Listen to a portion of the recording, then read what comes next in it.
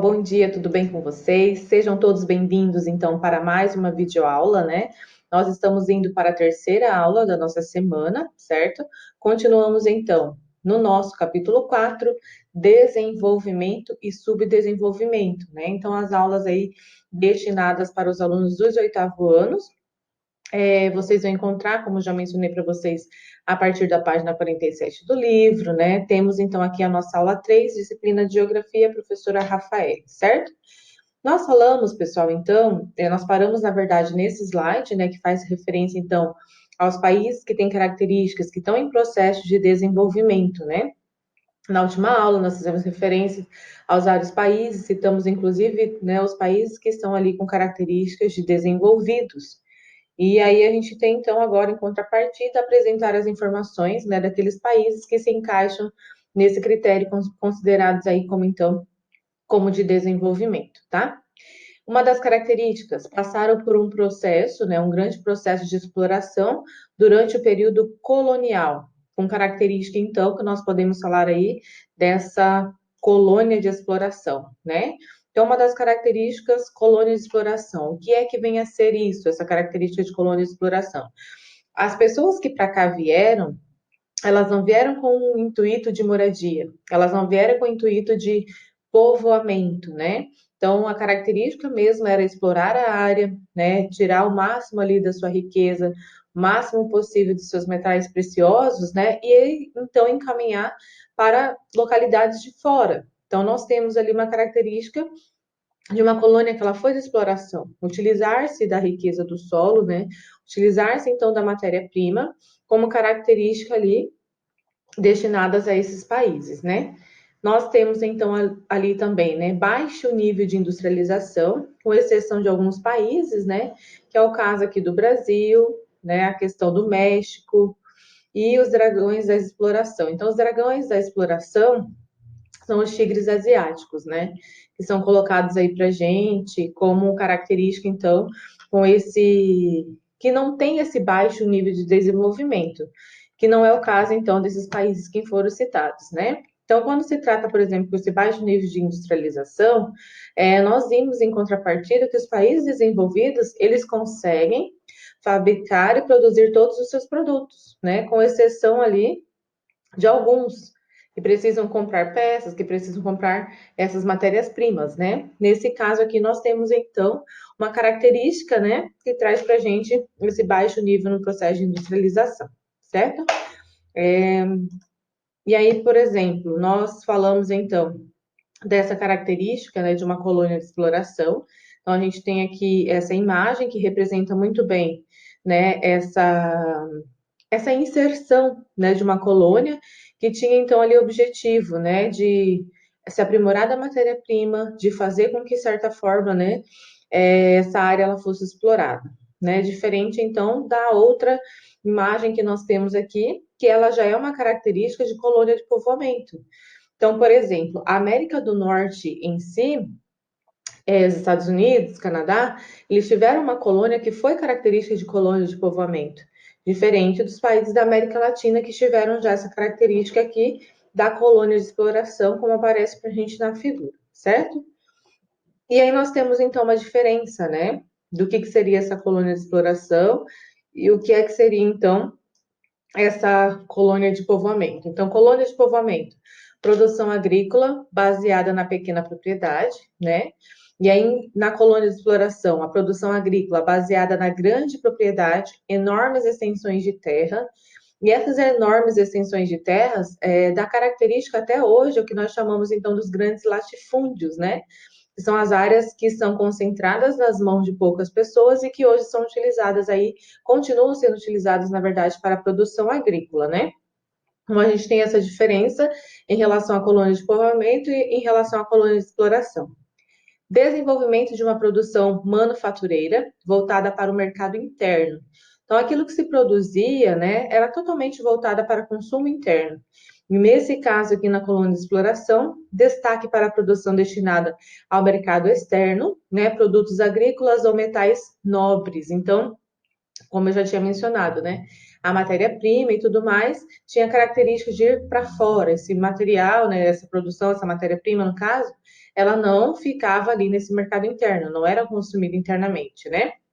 Utilização do trabalho livre. Então, as pessoas que para cá vinham, como nós vimos na imagem anterior, elas vinham com características de um trabalho que ele era livre. Elas não eram forçadas, elas não eram obrigadas, então, a realizar determinado trabalho, como se fazia aqui na colônia de exploração.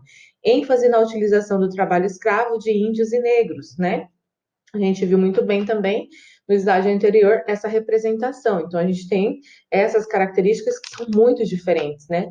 Uma coisa é você dar a possibilidade de terra de trabalho, de um trabalho que ele é livre, que a pessoa vai realizar ali por conta própria. Outra coisa é você escravizar pessoas, né? Obrigando elas a realizarem ali as suas próprias vontades. Laços coloniais mais brandos, né? Então tinha essa aproximação. Obviamente, os seus colonizadores, eles eram mais próximos dos seus colonizados, né? Então isso acaba criando ali essa característica, né? E aqui no caso tinha esse pacto colonial que ele era bem mais rígido. A gente já estudou, você já deve ter estudado também história, né? Que representa para a gente muito bem aqui essas características, né? Então, se tratando dos países, por que que faz então essa comparação, né? Se tratando então dos países que estão em processo de desenvolvimento, se eles continuam até hoje com essa característica, um dos motivos está diretamente associado ali então a um processo de colonização, né? Que iniciou há algum tempo lá atrás, né? Características ainda desses países em desenvolvimento. Dependência econômica, política e cultural em relação às nações desenvolvidas. Então, a gente acaba consumindo, né, essa questão econômica, questão política, as características culturais, né, tudo que se produz no âmbito da cultura acaba chegando aí, né, por conta do processo de globalização e também da tecnologia, acaba influenciando, então, é, todas as situações, né? Então, aqui a gente tem essa relação ainda bem associada às nações que são desenvolvidas, né? Deficiência tecnológica e baixo nível de conhecimento científico. Então, quando se trata dessa questão tecnológica, nós estamos muito atrás. Falo nós estamos porque o Brasil está inserido nesse contexto, né? Nós estamos, então, ali nessa característica, ainda buscando tentando ampliar essa questão tecnológica e nós observamos sim que enquanto alguns países estão investindo, né, na mecanização de robôs, na pesquisa científica, a gente, né, está bem atrás se tratando de todo esse processo, não tem esse investimento, não tem esse olhar um pouco mais, né, crítico para essa situação. E nós precisamos, né? Redes de transportes e meios de comunicação deficientes. Eu disse para vocês na última aula que quando se trata, por exemplo, da locomoção, seja a locomoção de mercadorias, seja a locomoção de pessoas, né? Quando nós temos, então, em países que são desenvolvidos, isso acaba sendo mais rápido, o transporte é rápido, ele é eficiente, diferente daquilo que nós encontramos aqui na nossa rede de transporte. Então, também não precisamos ir muito longe, também não precisamos mencionar outro país, né? É só olharmos aí para toda a nossa malha ferroviária, nossa malha rodoviária, né? Que a gente sabe que necessita ainda de bastante investimento, né? Baixa produtividade na agricultura, que geralmente emprega numerosa mão de obra. Essa produtividade na agricultura ainda carrega essas características, né? Que vai ter bastante mão de obra, principalmente na produção de alguns setores, né? Cana-de-açúcar, por exemplo. Então, a gente vê que ainda tem uma característica, né? Que ainda está empregada ali no processo de colonização, né? População ativa empregada, principalmente nos setores primários, ou no setor terciário, em atividades que são marginais, consideradas marginais, né? Camelôs, trabalhadores sem carteira assinada, né? É o exemplo, então, do Brasil, Etiópia e Uruguai, que apresentam essas características. A nossa população ativa empregada, ela acaba sendo muito inferior em relação aos países que são desenvolvidos, né? E essas pessoas, a maioria, elas vão ocupar, então, os setores primários da economia e o setor terciário, né? Cidades com crescimento muito rápido e cercada por bairros pobres e miseráveis. Então, é uma realidade urbana, nós sabemos ali, né, que esse crescimento da cidade, ele vai acontecendo de forma desordenada e rápida, não tem, sim, um planejamento, não tem, então, ali um critério de implantação, né? simplesmente vai se existindo a necessidade de moradia, vai se existindo a necessidade das pessoas, né, procurarem as suas residências, dessas pessoas habitarem em determinado lugar, e como não tem um planejamento, essas populações elas acabam ali ocupando, né, grandes áreas ausente então de saneamento, ausente então de segurança, né, ausente de todo e qualquer critério relacionado à qualidade de vida. Então isso vai gerar isso é ocasionado, na verdade, por conta desse crescimento desordenado e muito rápido, né?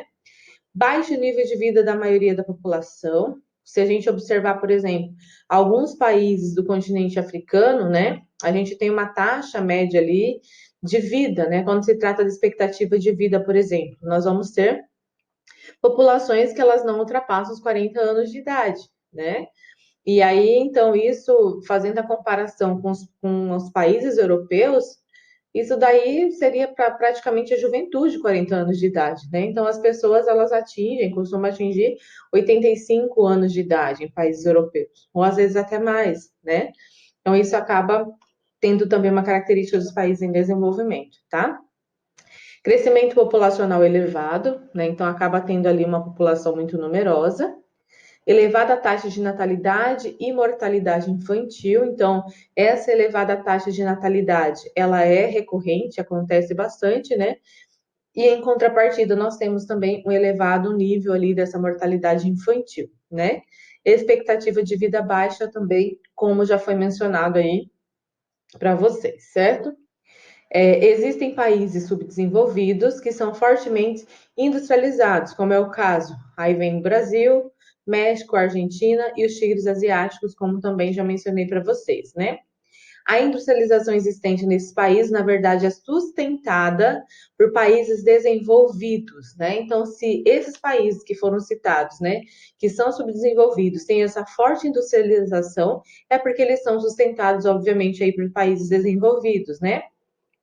Que os utilizam para expandir os seus parques industriais e garantir, então, lucros suntuosos, né? Um exemplo nítido da expansão industrial é o caso dos dragões asiáticos ou os tigres asiáticos, que evoluíram normalmente nas últimas décadas, principalmente no setor industrial, através do capital e tecnologia japonesa. Então, o Japão acabou investindo nos países chamados tigres asiáticos, né? E fazendo com que, se utilizando da mão de obra, que é uma mão de obra barata, né, se utilizando também da matéria-prima, o que fez com que elevasse, então, essa produção quando se trata de industrialização, tá? E alguns fatores que atraem esses investimentos estrangeiros para os países subdesenvolvidos. Quais são os fatores? Vamos pensar agora, quais seriam os fatores, né? Quais os critérios esses países desenvolvidos acabam se utilizando para, por exemplo, vir implantar uma empresa no Brasil, né? Ou implantar talvez no México ou nos próprios tigres asiáticos, né? Acabei de mencionar para vocês mão de obra barata e numerosa. Muitas vezes são isentos do pagamento de impostos, isso acaba, né, não acontecendo. Doação de terrenos por parte do governo, isso acaba facilitando, então, a implantação dessas indústrias, né? Remessa de lucros de transnacionais para as sedes dessas empresas, então, se elas estão produzindo aqui, né, a sede fica, por exemplo, lá na Alemanha. Então, esse lucro, ele é totalmente, né, repassado para o país de origem, né? E possui também uma legislação ambiental, uma legislação trabalhista, que acaba sendo um pouco mais flexível, né? Em alguns países, eles acabam nem obrigando aí, por exemplo, a, a carteira assinada, né? Garantindo ali, então, seu contrato de trabalho através de uma CLT, por exemplo. Então, isso acaba fazendo com que atraia, né, essas empresas transnacionais, certo? E aí a gente tem um autor, né, chamado ali Demetrio Magnoli, né? Na visão dele, por exemplo, a grande mutação na economia mundial, na geopolítica planetária, agravou as desigualdades entre a acumulação de riquezas e a disseminação da pobreza. Então, quando se trata dessa mudança, né, ele quer dizer aqui para a gente, né, essa mudança nessa economia mundial, a gente tem critérios aí de várias características de geopolítica, né? E isso acaba agravando, então, as desigualdades, né? Existe, então, essa acumulação de riqueza. Nós vimos na última aula, por exemplo, que apenas 0,7% da população ela vai concentrar uma quantidade muito elevada, né, de riqueza. Então, 0,7% em relação, né, a toda a população mundial, a gente sabe que é pouquíssimo, né, praticamente nada ali. Então, fica na mão dessas pessoas, né, disseminando, então, por outras localidades ali a questão da pobreza, né. E aqui nós vamos ter, então, o desenvolvimento assumir padrões crescentemente perversos, marginalizando parcelas maiores da população. Então, boa parte dessa população, ela vive marginalizada, né? A gente sabe ali das necessidades e é só a gente observar o que vem acontecendo hoje no mundo, né? A gente tem aí uma crise mundial que ela está se implantando cada vez mais e os países, obviamente, que são desenvolvidos, existe a possibilidade de uma recuperação econômica que ela é maior, enquanto os países que estão em desenvolvimento, a gente sabe que, né, possivelmente ali uma crise econômica, né, pode durar vários e vários meses, tá? E aí, para a gente já finalizar essa aula, né, a gente vai falar aqui um pouquinho, pessoal, dessa parte aqui.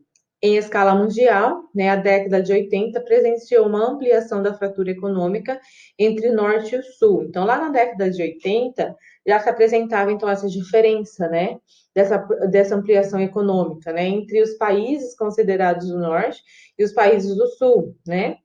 Atualmente, os 20% mais ricos da população do planeta repartem entre si 82,7% da riqueza.